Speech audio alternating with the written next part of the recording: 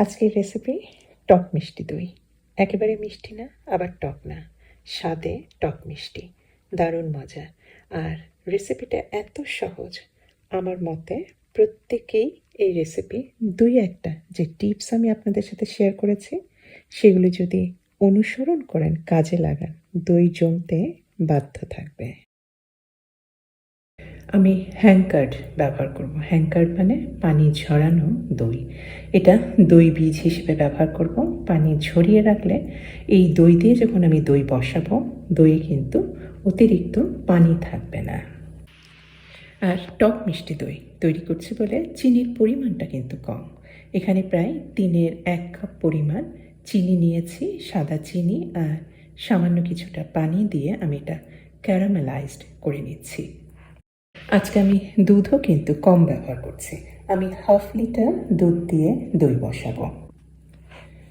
আপনারা যদি একদম মিষ্টি করতে চান সেক্ষেত্রে আপনারা 1/2 লিটার দুধের মধ্যে 1/2 কাপ পরিমাণ চিনি দিবেন।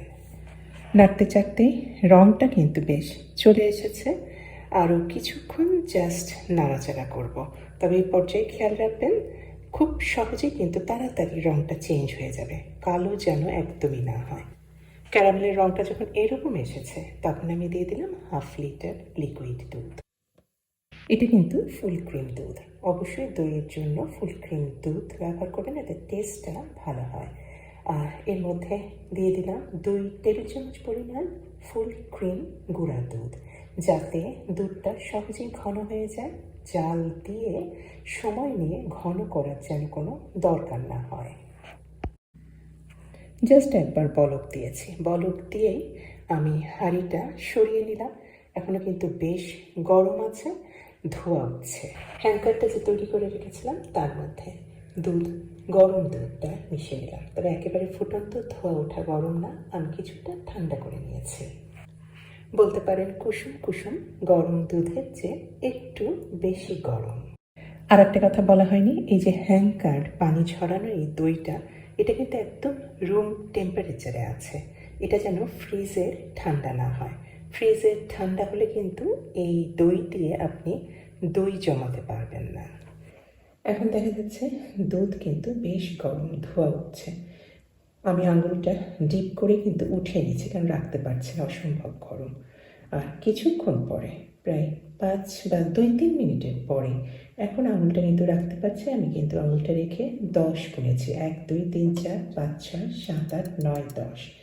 এরপরে আঙুলটা উঠিয়ে নিয়েছে, অর্থাৎ দুধের টেম্পারেচারটা একদমই ঠিক আছে। 10 গোনা পর্যন্তই এই টেম্পারেচারে আঙুলটা ডুবিয়ে রাখা যাচ্ছে, এরপরে আর রাখা যাচ্ছে না। বেশ কিন্তু গরম থাকে, খেয়াল রাখবেন ঠান্ডা বা হালকা ঠান্ডা যেন না থাকে। আর আজকে আমি দই বসাবো এরকম একটা কন্টেনারে। এটা স্টিলের কন্টেনার, মুখ আছে। এর মধ্যেই আমি দুধটা ঢেলে দিলাম। আর এটা বসাবো কম্বলের মধ্যে। কম্বলের মধ্যে রাখলে হয় কি, ওই হাঁড়ির মধ্যে ঢুকিয়ে টাওয়েল দিয়ে পেঁচায় রেখে এসব ব্যাপার স্যাপার করতে হয় না। কম্বলের মধ্যে জাস্ট রেখে ভালোভাবে মুড়ে এই কম্বলটা আমি রেখে দিচ্ছি আলমারিতে। এটা হচ্ছে দই জমানোর কম্বল থেরাপি। মনে রাখবেন, এই থেরাপিতেই দই জমতে বাধ্য থাকে। এর উপরে আর কোনো থেরাপি নাই। অন্য থেরাপিতে জমতেও পারে, নাও জমতে পারে, কিন্তু কম্বলের মধ্যে রেখে আপনি যদি দই জমান, দেখবেন যে 6 থেকে 7 ঘন্টার মধ্যে দই জমে বরফ হয়ে গেছে। আর দইটা কিন্তু ওই 1 ঘন্টা 2 ঘন্টা আধা ঘন্টার মধ্যে করা না। এটা আমি ট্র্যাডিশনালি করছি। আমি কম্বলটা আলমারির মধ্যে রেখে দেবো ওভারনাইট, অর্থাৎ সারা রাত। পরের দিন সকালবেলায় দেখাচ্ছি।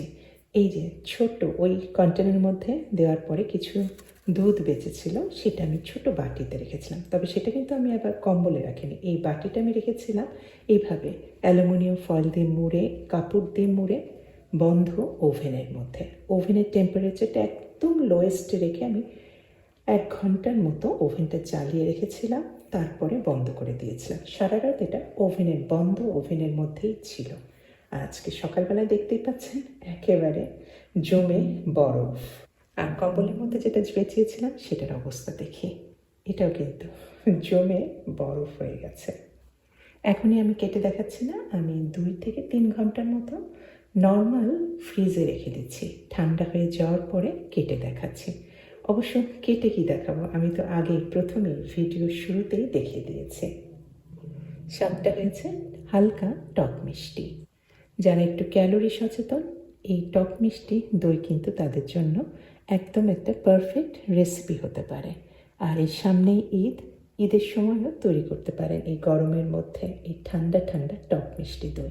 এটাতে কিন্তু লাস্সিও তৈরি করতে পারেন। জাস্ট বরফ ঠান্ডা পানি মিশিয়ে দিয়ে সামান্য পরিমাণ, খুব বেশি না, হয়ে যাবে লাস্সি। আজকে এই পর্যন্তই। সবাই ভালো থাকবেন। আল্লাহ হাফেজ।